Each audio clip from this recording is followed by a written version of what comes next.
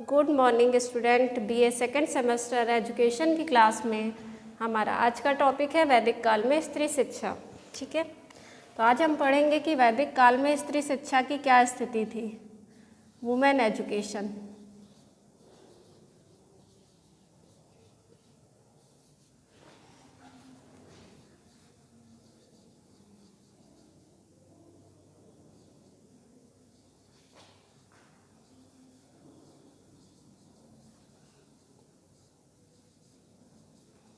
ठीक है, तो वैदिक काल में या कह सकते हैं प्रारंभिक वैदिक काल में स्त्रियों की शिक्षा की स्थिति काफ़ी अच्छी थी, अर्थात उन्हें पुरुषों की तरह ही स्वतंत्रता दी गई थी शिक्षा प्राप्त करने के लिए। उनका या अर्थात स्त्रियों का भी उपनयन संस्कार होता था, वह बराबर पुरुषों की भांति ही वेद, मंत्र, यज्ञ जो भी होती थी, ये सारी चीज़ें वैदिक काल में उन सभी में बराबर भाग लेती थी। अर्थात हम कह सकते हैं कि वैदिक काल में स्त्रियों की स्थिति काफ़ी अच्छी थी, उनको पूरी तरह से फ्रीडम थी, अर्थात आज़ादी थी।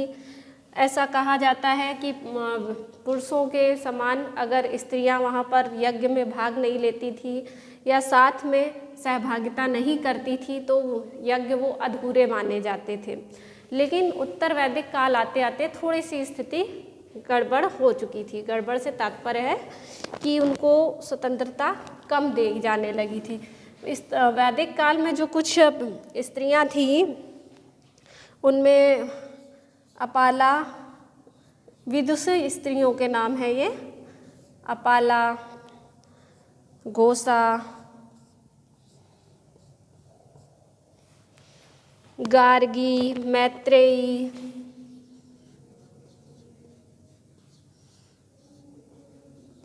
इनके नाम मनुस्मृति में सुनने को मिलते हैं, पढ़ने को मिलते हैं।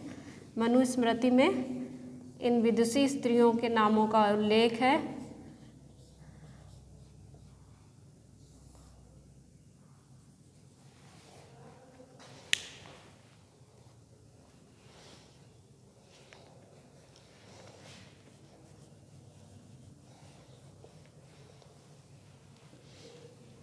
किंतु उत्तर वैदिक काल आते आते थोड़ी सी स्त्रियों की स्थिति, जैसा मैंने बताया, थोड़ी सी कमज़ोर पड़ने लगी थी। इस विषय में डॉक्टर PHN प्रभु का कहना है, डॉक्टर PHN प्रभु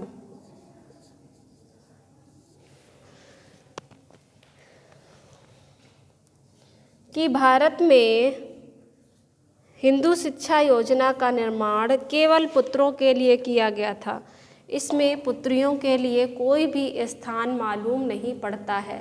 बात कर रही हूँ उत्तर वैदिक काल की। पूर्व वैदिक काल में स्त्रियों की स्थिति काफ़ी अच्छी थी, लेकिन उत्तर वैदिक काल आते आते ऐसा महसूस किया जाने लगा। और उसके विषय में ये प्रमुख शिक्षा शास्त्री हैं जिन्होंने इस स्टेटमेंट को कहा कि ऐसा लगता है कि भारत की जो शिक्षा व्यवस्था है वो केवल पुत्रों के लिए की गई है, उसमें पुत्रियों के लिए कोई स्थान नहीं है। अब हम बात करते हैं इसमें जन शिक्षा की।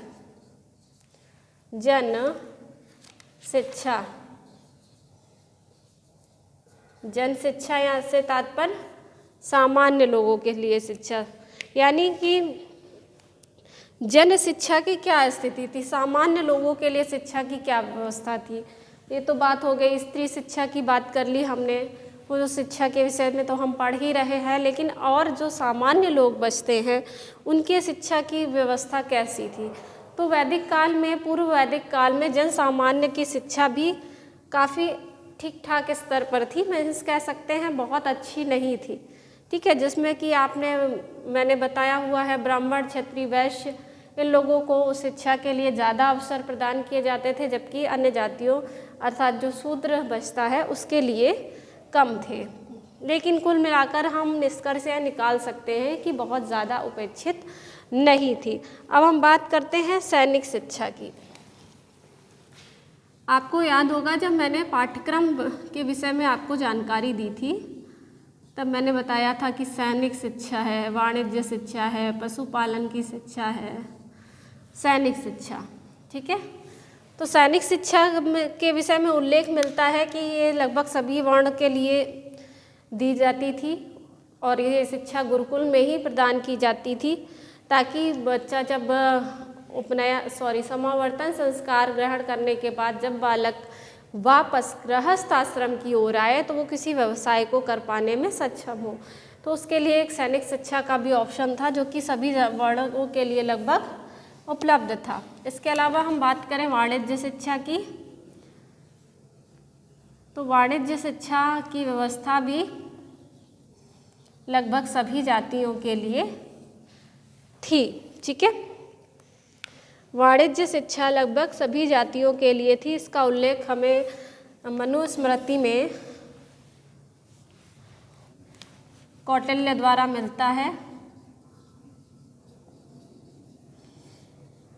कौटिल्य ने इसका उल्लेख किया है कि वाणिज्य शिक्षा जो है सभी के लिए लगभग उपलब्ध थी, जिसको कोई भी व्यक्ति कर सकता था। ठीक है, जिसके अंतर्गत है उत्पादन के नियमों का ज्ञान, भूगोल का ज्ञान, सामान्य ज्ञान, आपने पढ़ा होगा गणित की शिक्षा। ठीक है, ये सारी चीज़ें हमारे वाणिज्य शिक्षा के अंतर्गत आ जाती हैं। ठीक है, अब हम बात कर लेते हैं पशुपालन की शिक्षा। देखिए, पशुपालन तो ऐसा कोई कार्य है नहीं जो कि विशेष जाति के लिए निषेध हो।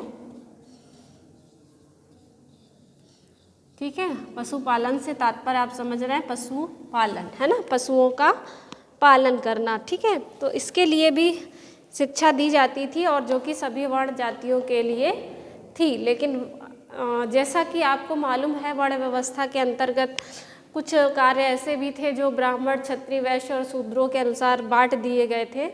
लेकिन पशुपालन की शिक्षा उच्च वर्णों के लिए तो नहीं थी, तो जाहिर सी बात है कि निम्न वर्ण के लोग इसको ज़्यादा प्रेफर करते थे, क्योंकि जो कार्य उच्च जाति के या उच्च वर्ण के लोग नहीं कर सकते हैं तो वो वर्ण निम्न वर्णों के लिए ही बचता है। ठीक है, तो ये हमारा पशुपालन और वाणिज्य की शिक्षा भी दी जाती थी। तो ये सारे व्यावसायिक पाठ्यक्रम होते थे, मैंने बताया भी था इसको आपको कि गुरुकुल में उच्च शिक्षा के अंतर्गत ये सारे कराया जाता था। इसके अलावा आपका आयुर्वेद है, उसकी भी शिक्षा दी जाती थी, है ना। ये सारी चीज़ें मैं आपको बता चुकी हूँ। चलिए ठीक बच्चों, तो फिलहाल आज हमने वैदिक काल में स्त्री शिक्षा के बारे में, जन शिक्षा, सैनिक शिक्षा, वाणिज्य शिक्षा और पशुपालन की शिक्षा के विषय में जानकारी दी। इसी के साथ आपका ये जो टॉपिक है वो कंप्लीट होता है और साथ ही ये चैप्टर। अब यूनिट फर्स्ट में हम नेक्स्ट लेक्चर में चलेंगे। सेकंड आपका चैप्टर है बौद्धकालीन शिक्षा, उसको मैं पढ़ाऊँगी। तो नेक्स्ट लेक्चर में मिलती हूँ। थैंक यू बच्चों।